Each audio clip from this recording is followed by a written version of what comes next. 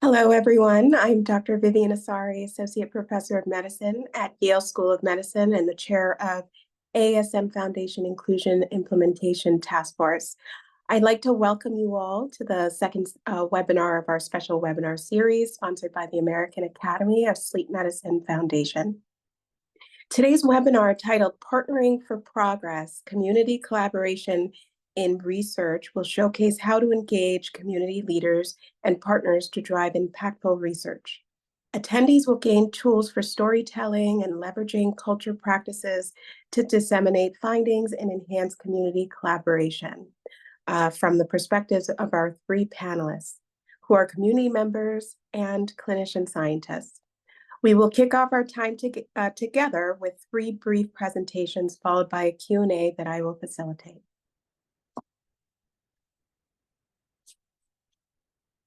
So I'd like to remind you that that your audio is muted and your video is off. We encourage you to include any questions on topics for speakers in the Q&A of the Zoom platform. This webinar is being recorded and will be shared with everyone who is registered for the webinar. Additionally, closed captions and live transcription of the webinar are available. This webinar is approved for 0.75 AMA PRA credits.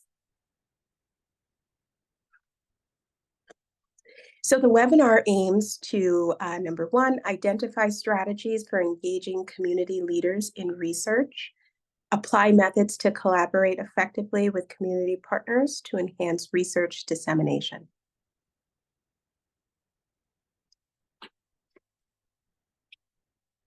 So our first speaker today, Mr. David Bishop, is the founder and CEO of the Sleep Equity Project, a nonprofit advancing sleep health for underserved communities. Diagnosed with sleep apnea in 2006, he became a national advocate for sleep health equity. A licensed clinical social worker and former probation officer, David has had over 50 years of experience in mental health and public service. He serves on national research boards and partners with communities to promote sleep as a vital component of overall health. He chairs the ASM Foundation Community Sleep Health and Public Awareness Grant Review Committee.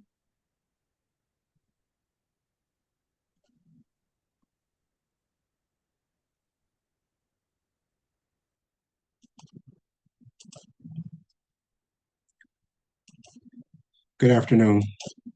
Can everyone see my screen? Yes, but we see the presenter view. You may just need to flip it really quickly. Yes, thank you. Okay, have I flipped it? Yes. Okay, thank you very much.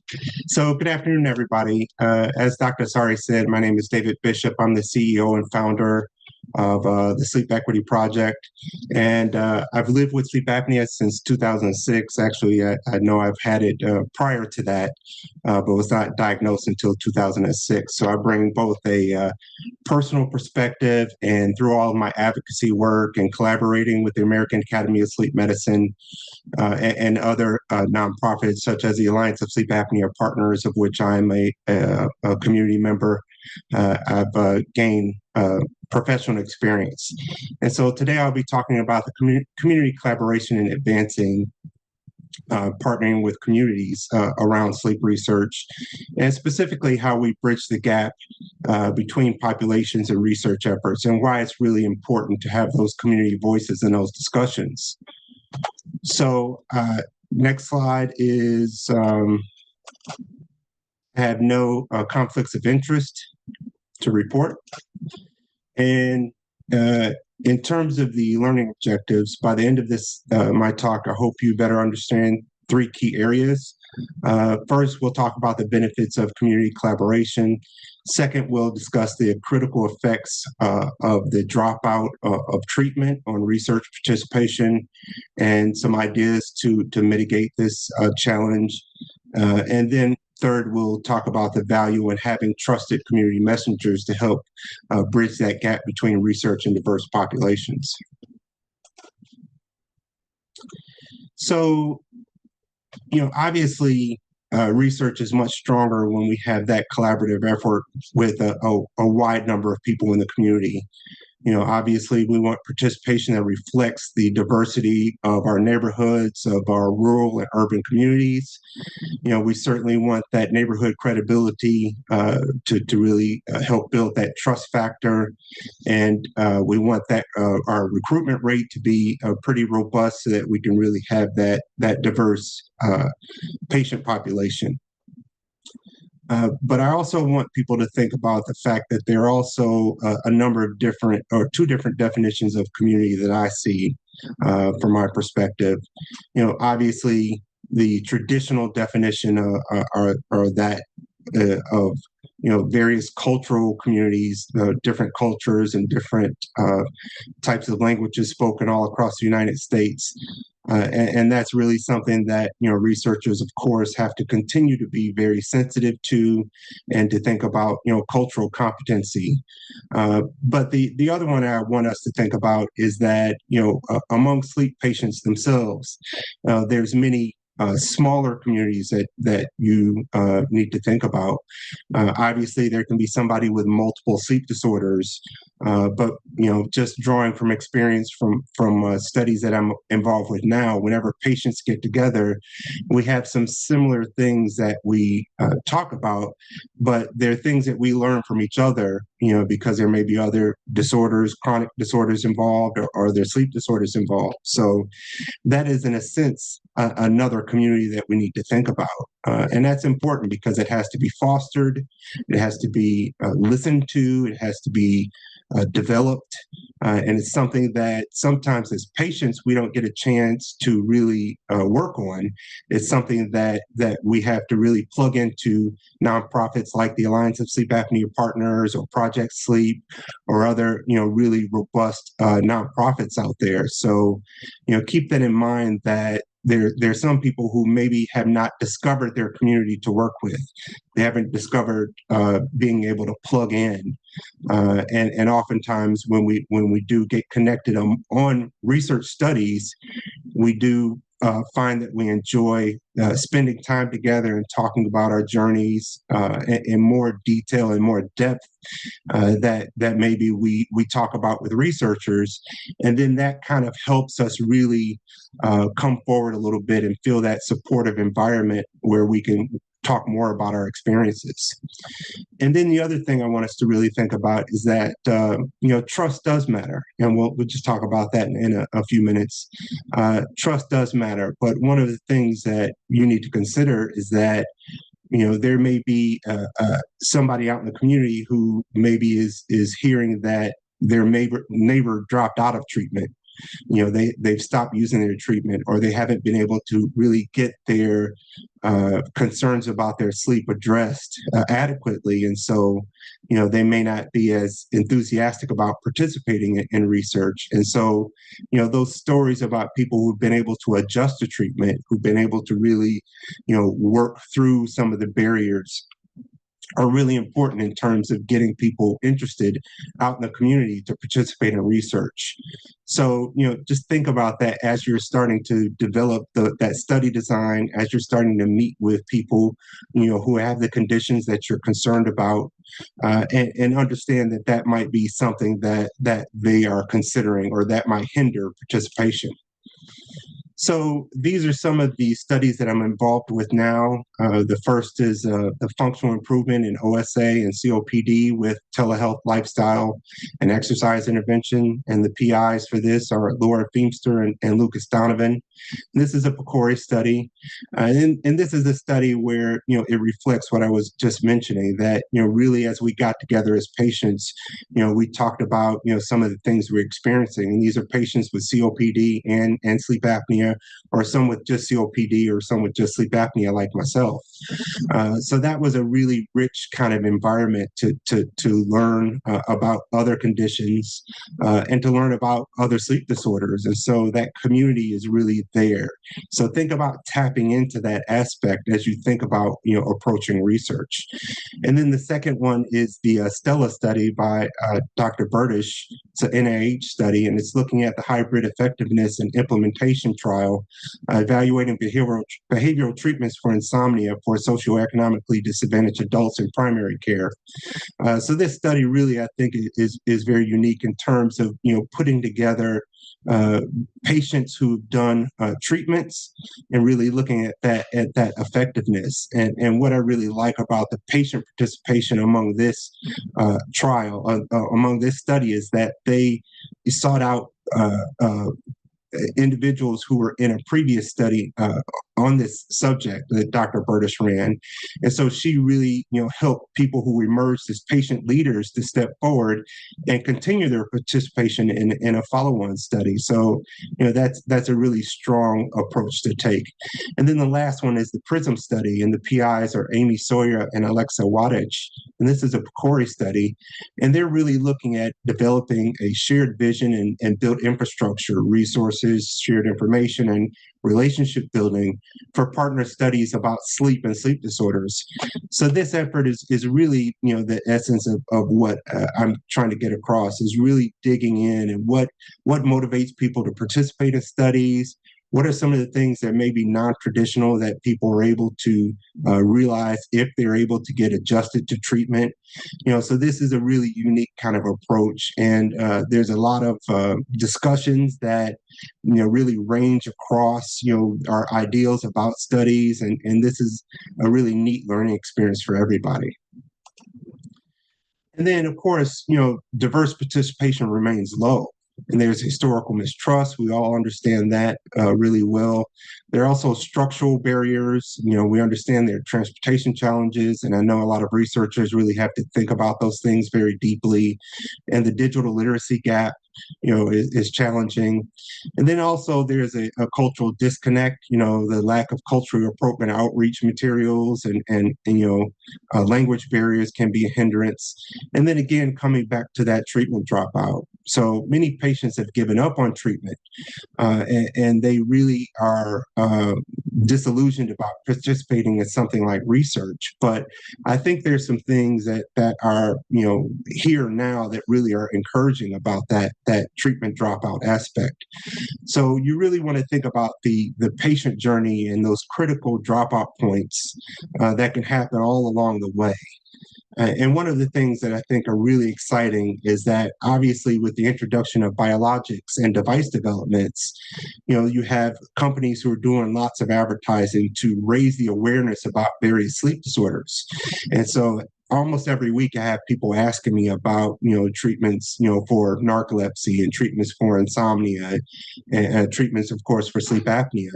And so I think there really is a potential there to really affect that community learning about sleep disorders and how treatment is very effective for a variety of different sleep disorders. So, really what we're doing with the Sleep Equity Project is looking at some non-traditional approaches, like communicating and collaborating with community health workers. Those are people who I think can really help this process in terms of recruiting people, recruiting diverse participants for studies, and just really helping, the community members bridge that gap that seems to be there. So this is obviously non-traditional, but I think that, some of the things that I'm doing, working with a transitional living center for people who are getting out of prison and, looking at, working with school-age children in middle school, to get them familiar with sleep and the importance of focusing on healthy sleep. And then looking at other environments that don't have a lot of exposure to sleep disorder information. Federally qualified health centers, I think, is a really great area to help those organizations really understand, the value of looking at sleep disorders and maybe participating in community research. So these are accessible touch points really in the community that you can look at to think about, really partnering with the community. And then obviously, partnering with those trusted community messengers. I know a lot of researchers researchers are already working with organizations like churches and going into barbershops and beauty salons, but I think that that effort could also be extended by looking at community health workers. So in closing, we certainly want to think about, as I said, continuing with those established organizations, but really think about expanding the scope of who you define as a trusted messenger. Certainly look at community health workers, look at patient advocate leaders who already have that established credibility and relationships with community. And community collaboration is something that results in better science and better outcomes. So with that, I will close, and I thank you for your time and attention, and I will turn it back over to Dr. Asari.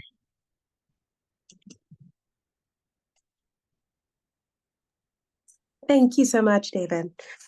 So our next speaker today, Dr. Monica Malampalli, is President and CEO of the Alliance of Sleep Apnea Partners and a trained biomedical scientist, policy advocate, and OSA patient.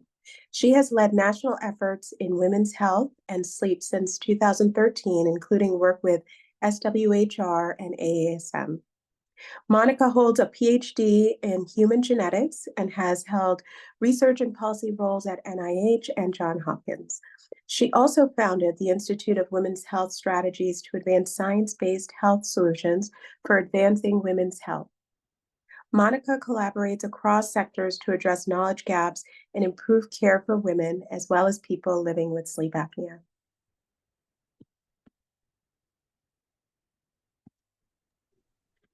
Thank you, Dr. Asari, for that introduction. I'm going to share my slides now.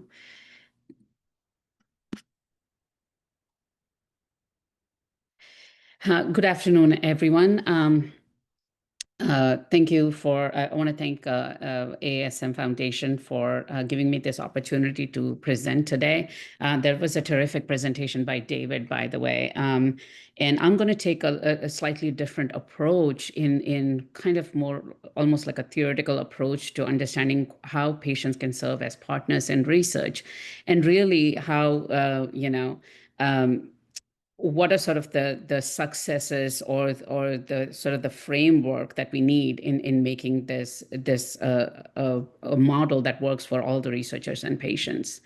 I have no conflict of interest with regard to this presentation. There are three things that I would want our attendees to take away. One, describe what the value exchange is of patients serving as partners, identify challenges and benefits of patient and researcher partnership.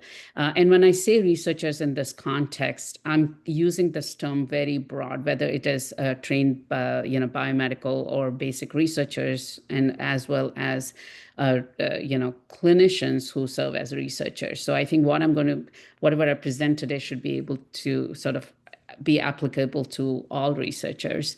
And then finally, describe basic concepts of building a framework for partnership.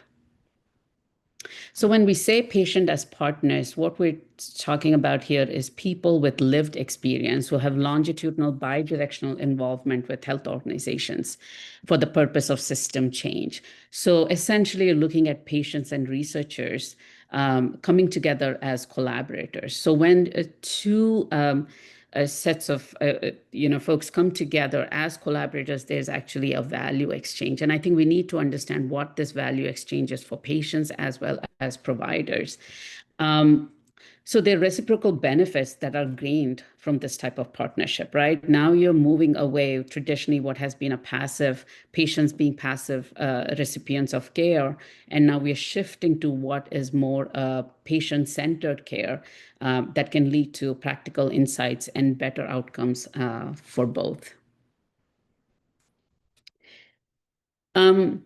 So when you talk about the value exchange, what do patients gain from this? Patients actually are more empowered from this collaboration. They also increase their knowledge subject and become almost like subject matters with their participation. They develop certain essential skills.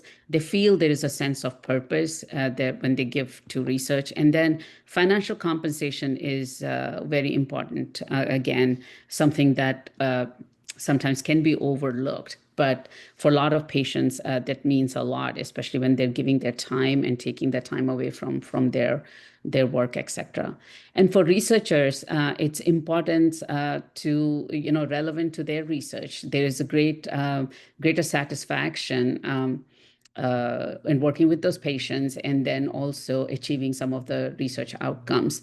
The quality of the studies are higher. Researchers gain real-world insights, and there's that increased trust and transparency. And David has touched upon this a bit. Trust is something, again, very important for patients as well.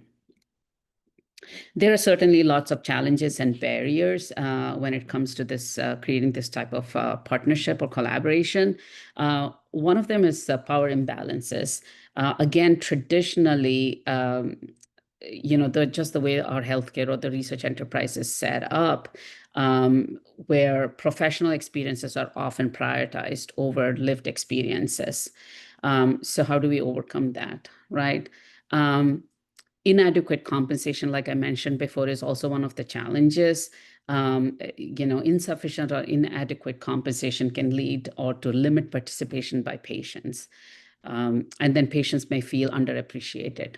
Communication barrier is critical.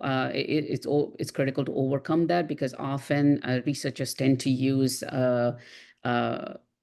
jargon, where clinical jargon that sometimes patients have a hard time understanding. So how can we work both ways in ensuring that there are no communication hurdles there?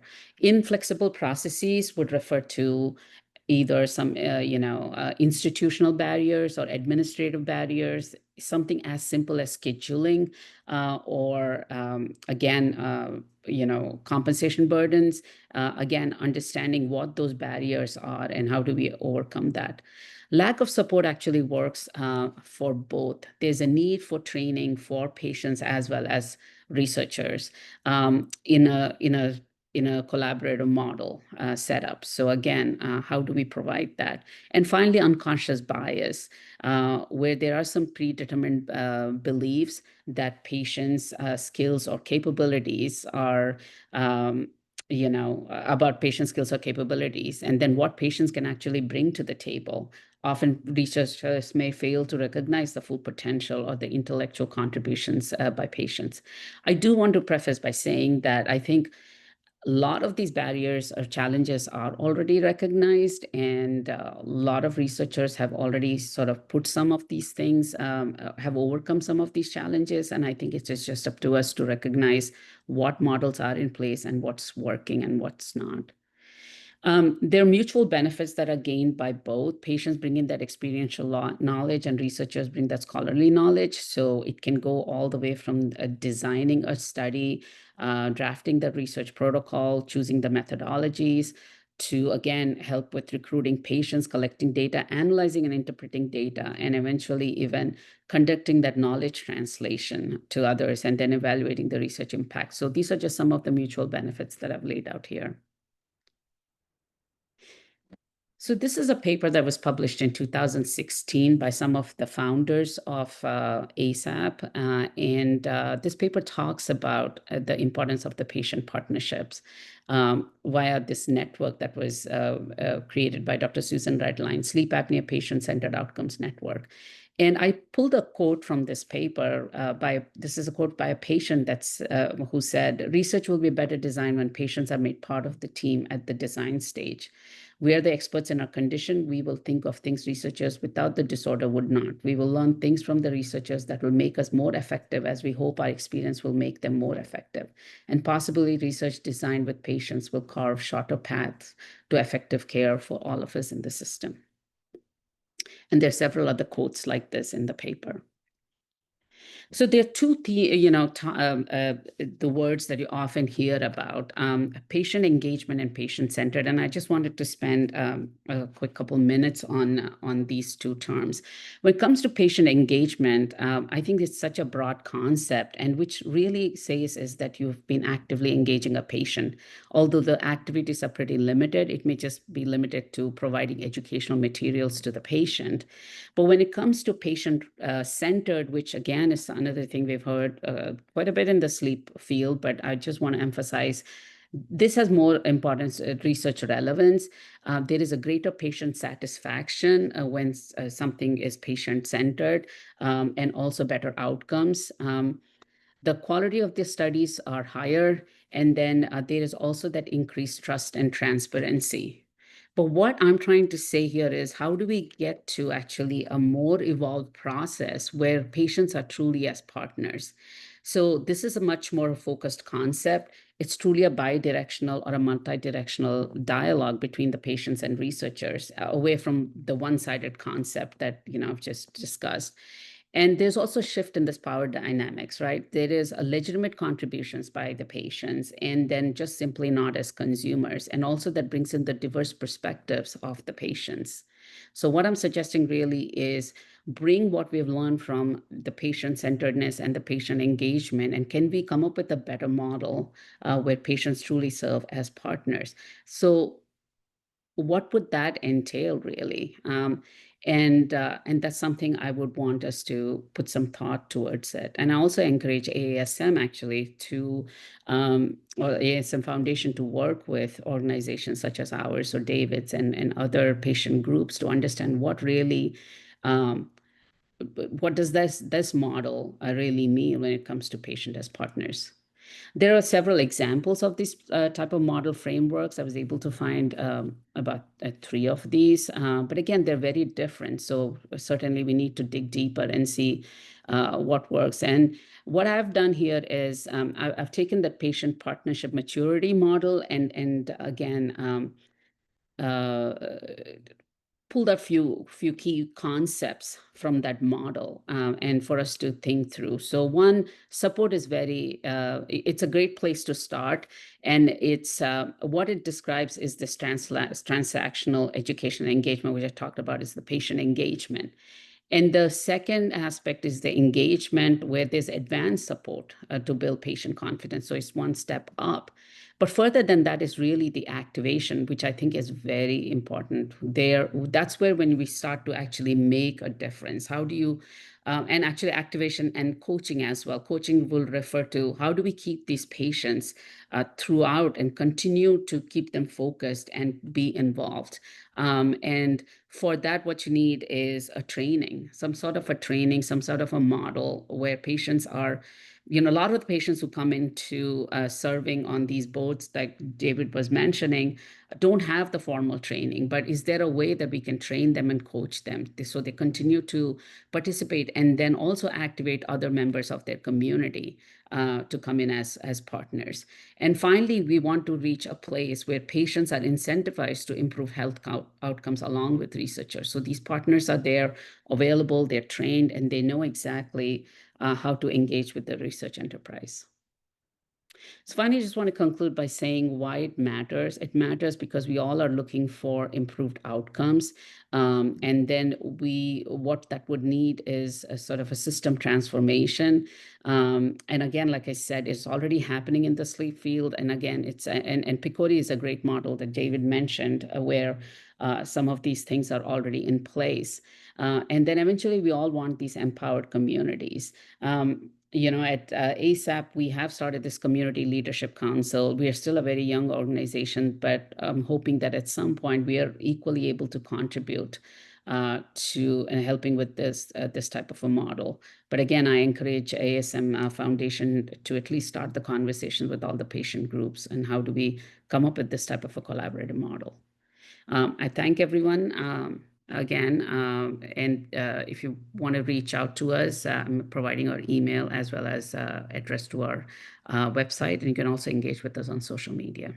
Thank you.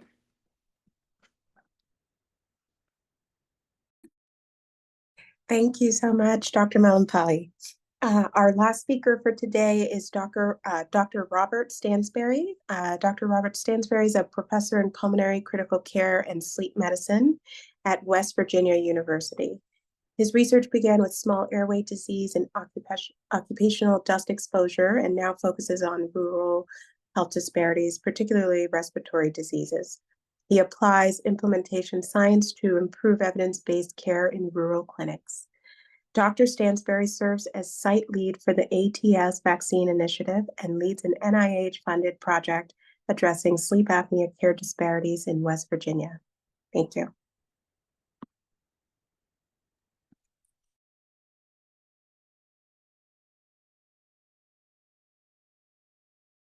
All right. How is my screen? Is it good? Yes, it is. Thank you. Perfect.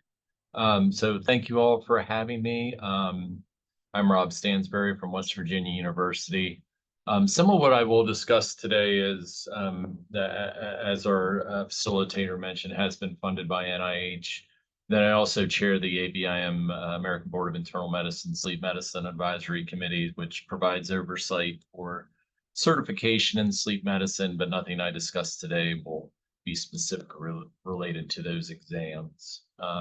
So my goals were to, really define community engaged research and implementation science, what I use in my work, understand these basic concepts and how you can use them to address, care gaps, and then just show you an example of, some work I've done utilizing these methods. And this is just to say, I actually started out my career doing like more basic science, translational research, and understanding respiratory physiology and small airways disease in coal miners. And so, this is actually kind of relatively new territory for me over the last 5 to 6 years. But during this time, I was our interim division chief at WVU.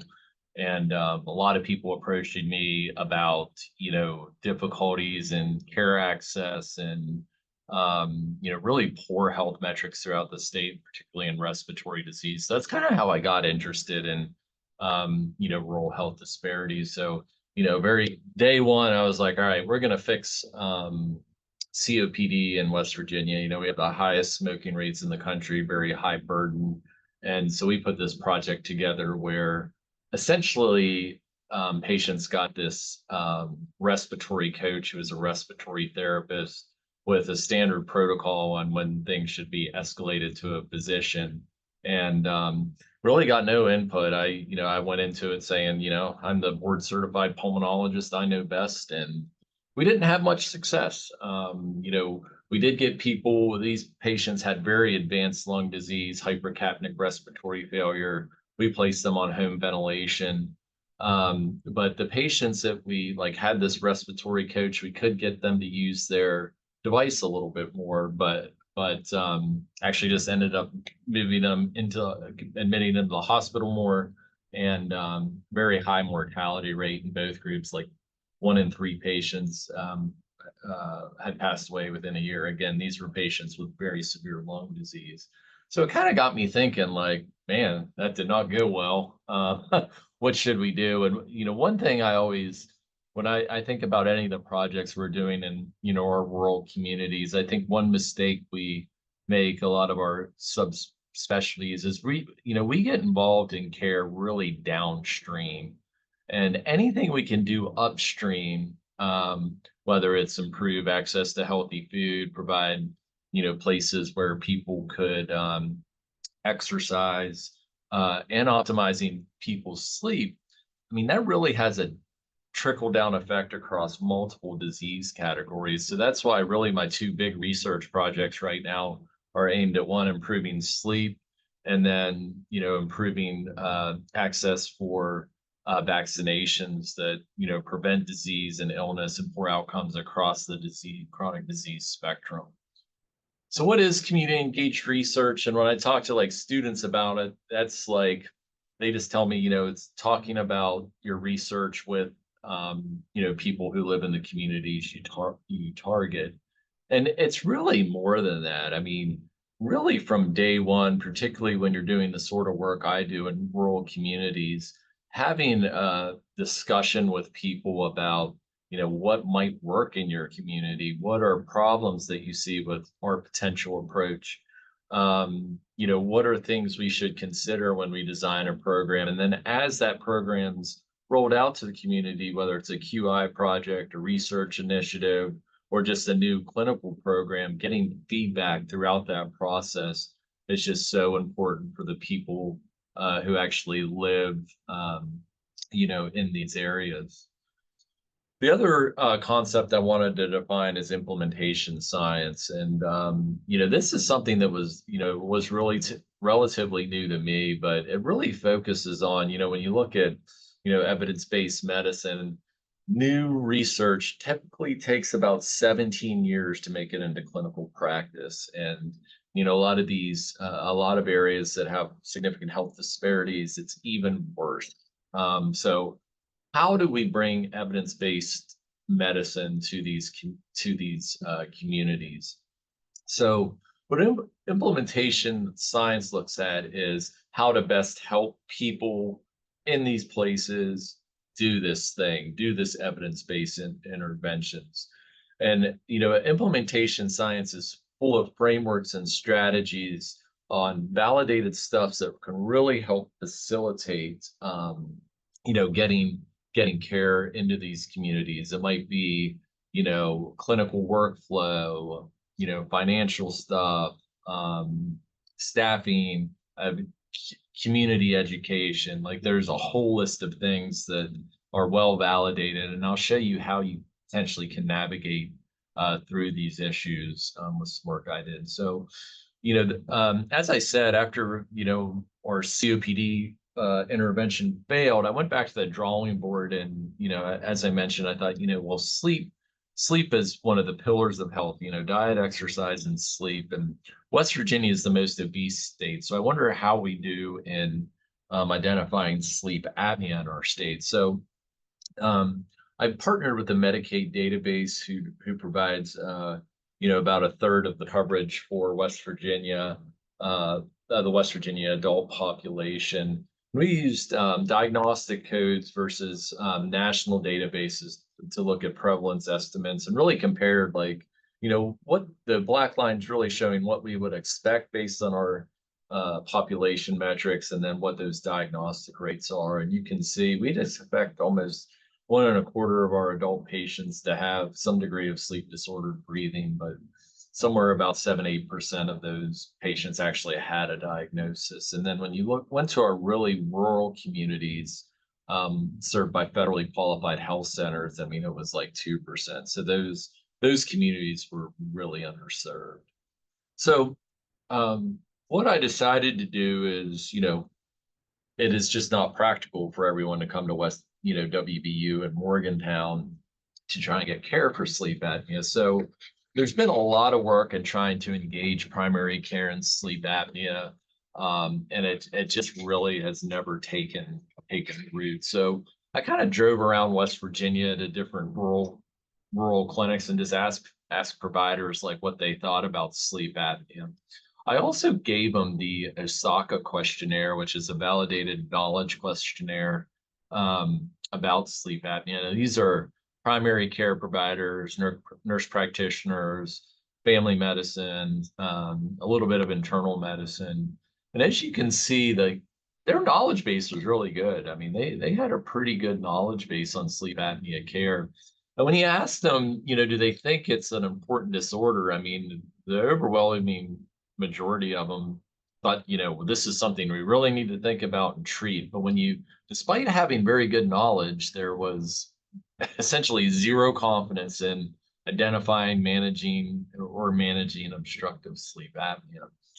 So I kind of I set up focus groups with care providers in these really rural communities in West Virginia, and just kind of asked them what they thought about sleep apnea care. What are the real barriers that you see, whether it's own personal comfort, or is it just lack of resources to help manage these patients? And it was a really eye-opening experience. And we had such a high rate of COPD, and I got to see a lot of the pulmonary rehab centers throughout the state. And there are these really small rehab centers that are only there thanks to the Grace Ann Dorney Foundation, who provide donations to support these. So a lot of the resources that are available are really just through organizations that provide support.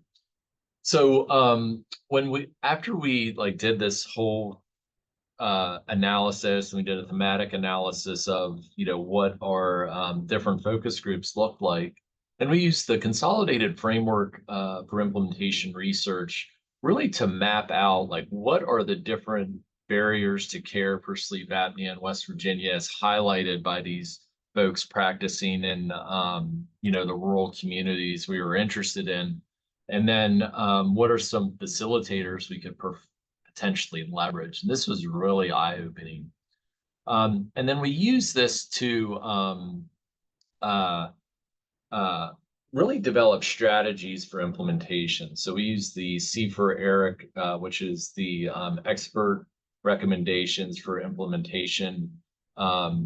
These are strategies that are well validated. So this tool takes what you find in your C4 analysis and gives you suggestions on what might really be good strategies. And really what was suggested, we had a whole list of strategies, but really in one of the most important things that came up was developing these stakeholder relationships. So I brought together a project advisory board from leaders across the West Virginia and different communities. Dan Doyle practiced in Cabin Creek, West Virginia, FQHC for 40 years. Did a lot for minors, has a great understanding of rural health and what it means to be a family doc in a very geographically resource limited area. Andrea Thornton's is an RN at a federally qualified health center, and she's actually just a pistol. She just took over as CEO actually at that health center. And I mean, when I was giving my spiel about how I talked to doctors, she told me straight out, she was like, Rob, you sound like a pharmaceutical rep. No one's going to respond to you. Like, you need to just tell, these family docs that their patients are going to feel so much better. These are the strategies you can use. So I really just feedback from these folks across the community has been so important to my project. We also partnered with the West Virginia Rural Health Association, who provides website support for the project we developed and helped us, develop this intervention in the West Virginia Office of Health Services Research. And then what our program looks like is we actually provide training to primary care on obstructive sleep apnea. Now, this sort of educational intervention has been completed in the past, and it's never really been sustained. This is what our day of the training looks like. And again, how we developed this was all based on feedback from these folks in these communities on what they need to know, what they felt like they needed to know, or where their knowledge gap was.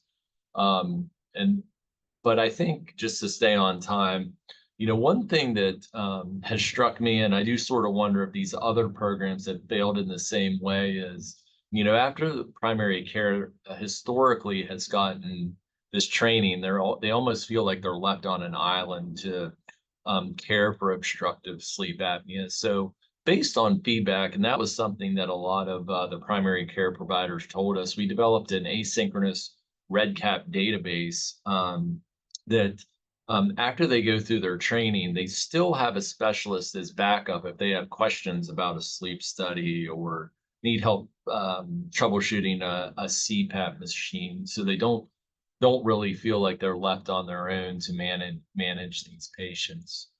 So they can, put in I don't know if you guys can see my arrow, but they can put in a question, whatever, to our faculty, and we can respond to the PCP. And if they're comfortable with the response, they can initiate treatment or make a modification or suggestion. And if there's still questions, there's this loop that keeps going until it's closed and they're comfortable with the decision they've made. So I think this might make a big difference in this PCP engagement. And this we just actually presented at Sleep last spring or last summer, but we use the acceptability of intervention measure and the feasibility of intervention measure. This is something that providers just, after they complete our training and course, really reflects like how acceptable is this intervention to you, and then how practical, how feasible is it for you to implement this, you think, in your clinic. And it's a Likert scale 1 to 5. And as you can see, this was very acceptable, very feasible. We were actually hoping it'd be a little bit lower so we could show room for improvement as we use different models to adapt our program. But I think what it really illustrates is, having that engagement of that target population early on, and essentially them telling us how to deserve the program, how to develop the program, was super important and has made it really successful. I mean, in year one, we set out to train. We predicted we would train about 10 primary care providers across the state. We actually ended up training 33 in year one, so it's been very successful. So I think, just in conclusion, I'd say that community engaged research and implementation science really provide powerful tools to close care gaps that you identify in your communities. And these, applying these measures, I think, really make sure that interventions are relevant, effective, and scalable. And so many times when I'm, reviewing grants or working with other people, they take the approach where we call it throwing spaghetti against the wall to see what sticks, but you don't really understand why something may or may not be working. And so I think that's where a lot of projects fail. And one nice thing about having this collaboration across these different, providers, patients, organizations, it really fosters trust and long-term impact and has sort of an exponential effect as you really try and disseminate this evidence-based intervention from your work. And I think a really nice article I wanted to share with you is, as I said, I do a lot of work in the rural health space, and this was one of the co-authors, Jerry Dino from WVU. She was a mentor on my K-23. Wrote a really nice article talking about that overlap of implementation science and community engaged research and why that's really essential as we move forward with, trying to address care disparities, particularly in rural populations. That I will end. Thank you. Thank you so much, Dr. Stansberry. So now we will kind of switch gears and take questions from the audience. We're running a little over, but we'll take about 10 minutes for questions, and I'll read them from the Q&A here. Okay, so I see two questions. So from Pablo Luna, I was part of the American Sleep Apnea Association, now the Wellness, Sleep, and Circadian Network Patient Leadership and Research Committee, and we developed the Patient Researcher Influencing Sleep Medicine program, training sleep apnea patients become research partners. Okay, so I think this was just some information here. You can contact Erin Taylor at etaylor@sleephealth.org. So I think Pablo Luna was giving some information about that.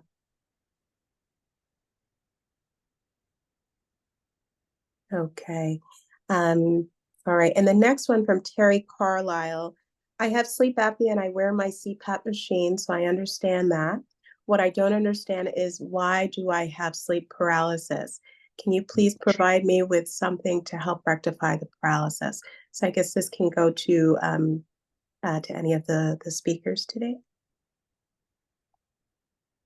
If anyone wants to jump in. Yeah, I mean, sure. I think I would, just make sure that your sleep apnea is optimized. Sleep paralysis occasionally can be common. You want to make sure there's nothing underlying the sleep paralysis. It is associated with narcolepsy. I don't know if have that sort of those sort of concerning symptoms, but it may be worth reaching out for, or maybe even having a clinical appointment.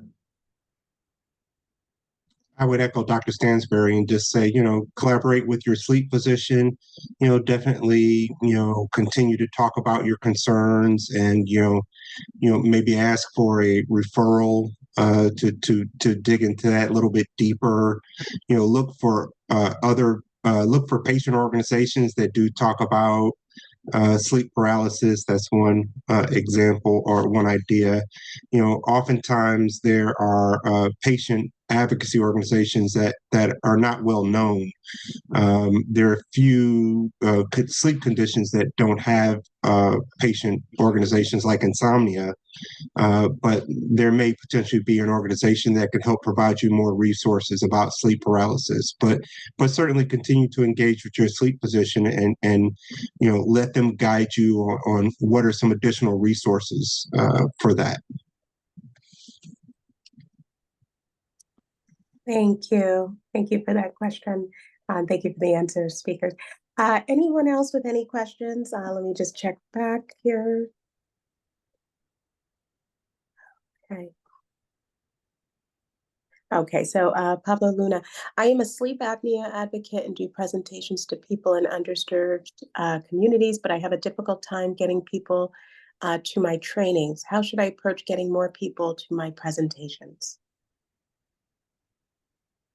Anyone can feel free to jump in. Thanks. Well, one of the things that I've been looking at for the last 18 months is really going out into the community. So you meet a lot of people at health fairs.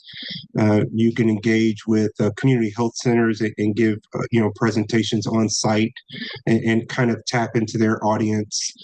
So maybe kind of seeking some of those non-traditional environments to talk about your experience as a patient and look to educate both the community and also maybe some of the providers who out there in primary care who maybe don't know as much as they should about sleep disorders, and so offering that insight about your experience may be really valuable for them to hear, and then obviously discussing the importance of participating in research is really important for patients to get out and talk about. What I did was, I did a lot of that. As you see, I drove around the state. One thing I also did is partnering with different societies in the state, West Virginia Rural Health. They did a lot to actually promote what I was doing because they were bought in. They want to improve the health of our communities. So they sent out flyers, did promotions on social media. Another thing I found, and this might be something that's around, kind of ubiquitously, is West Virginia. A lot of the local TV stations do have like public, public time where you can put something for the public good up on TV. So we also did a little TV spot just promoting the importance of sleep health and this potential resource. For providers. So I think that all really helped with our recruitment, getting people sort of excited and interested in being engaged with our program. Another idea is partnering with a local community center because they also, they already have people that are engaged, and maybe talking to the founders and seeing if maybe you could visit and talk to some of the people that already sort of participate in a community center. That's kind of a small scaled, easy way to start at least. Yeah, I definitely second that. Community centers are a great place for people to go engage with others if you want to get your presentation done there.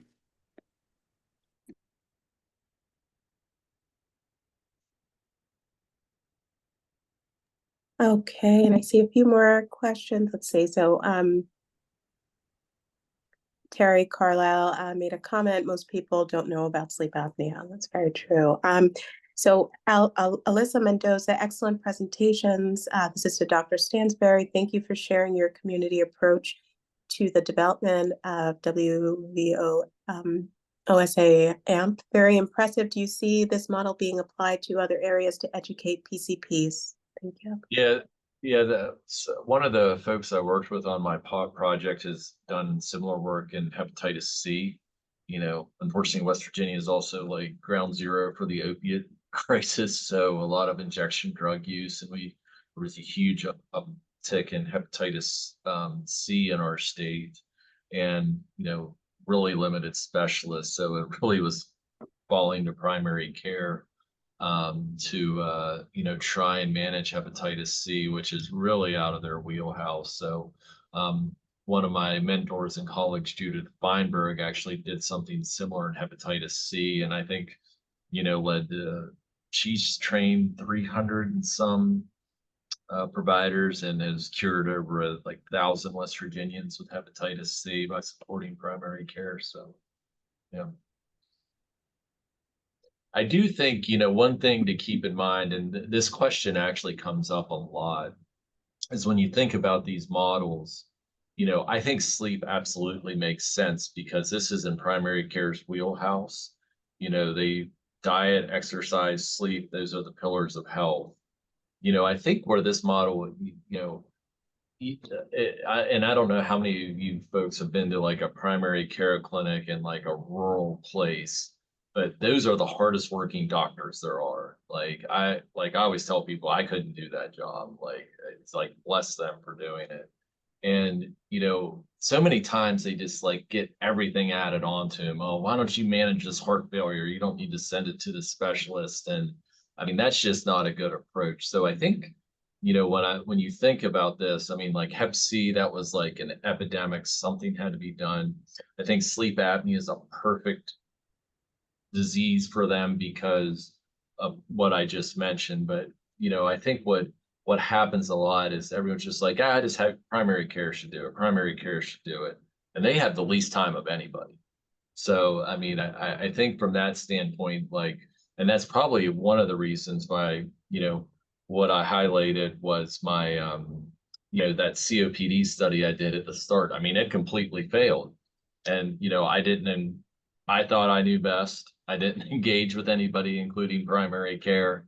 And I think that highlights our OSA program highlights when you have this sort of engagement, how much success you have. And if you don't, engage with people living in these communities, what you do is just not going to be effective. So.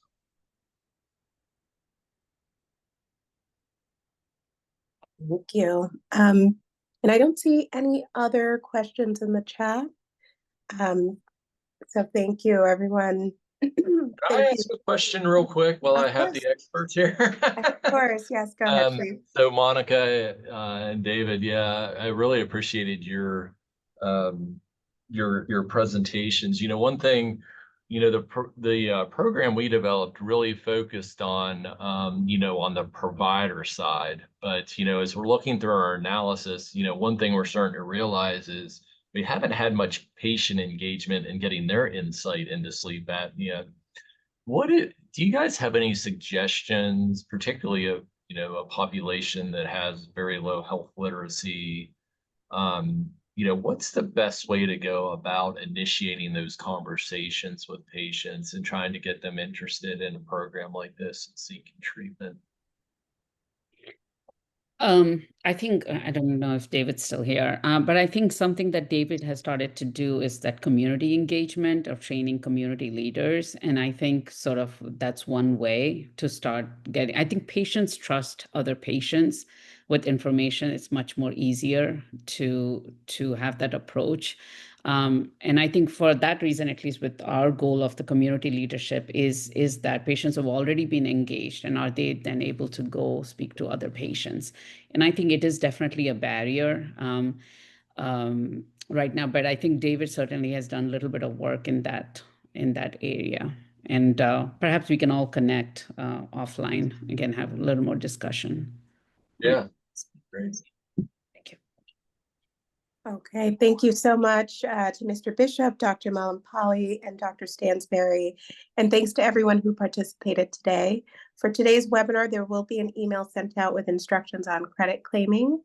This webinar is approved for 0.75 AMA credits. All right, so while this is the last webinar of the year for the foundation, we encourage you to view our current funding and award opportunities for clinicians, researchers, and community organizations here, including the Sleep Champion Award, which honors nonprofit organizations that are leading sleep health initiatives in the local community across the nation or globally. So thanks again for joining us today, and I hope you guys all have a great week. Thank you so much. Thank you.